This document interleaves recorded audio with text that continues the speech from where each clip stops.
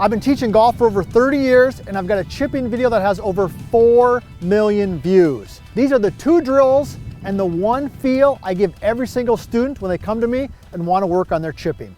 Now the first drill, and I give this to every student no matter if they're a beginner or tour professional, and that is the lead foot only drill. All right, so I'm a right-handed golfer, so my lead foot is my left foot. The drill is very simple. I'm going to balance on my lead foot.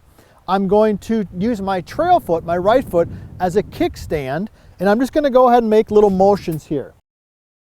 Why does this drill work and why is it so important with chipping? Well, because one of the key components to being a great chipper of the golf ball is to have solid contact. When you have solid contact with the golf ball, you have better touch, you have better feel, therefore you have better distance control. And one of the reasons a lot of you do not have good contact with the golf ball when you chip is your upper body moves too much side to side. So when you're in this position, the lead foot only, it forces you to keep your sternum, your head, your chin, the buttons on your shirt, whatever reference point you want to use, it forces it to stay nice and steady. So let me go ahead and just hit a shot here.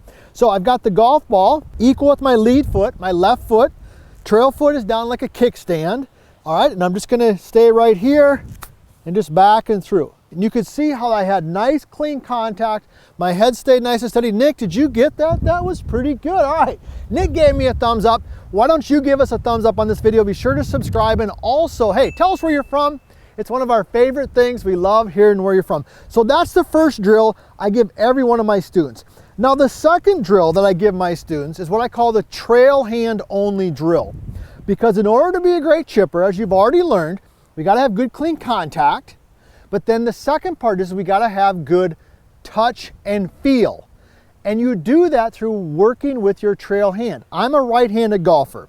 If I throw a football, if I throw a baseball, if I write a letter, I do it with my right hand because that's where my touch and feel is. So when you're hitting chip shots and putting and things like that, all right, we got a whole book coming out on the short game on all this types of stuff. Your trail hand is your dominant hand, and that's where you have the most touch and feel. So this drill is very simple.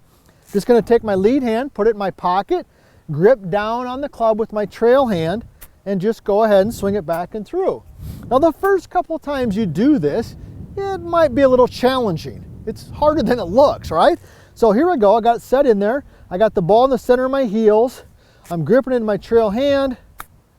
Okay, that's not too bad. It came out a little softer than I wanted it to, but you get the feels. We improve our touch and feel by working with the trail hand because that's the hand that provides that force. The feel that I give every single one of my students has to do with the butt end of the club. And this is a golden nugget.